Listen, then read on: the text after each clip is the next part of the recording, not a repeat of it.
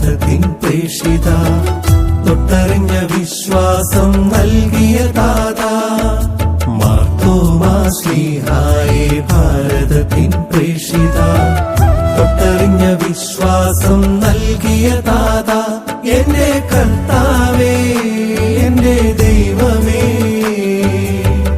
അങ്ങയോടൊപ്പമിവർ ചൊല്ലിടാം താതാ, ഞങ്ങൾക്കായി മാധ്യസ്ഥമേകണേ താതാ, ഞങ്ങൾക്കായി മാധ്യസ്ഥമേകണേ.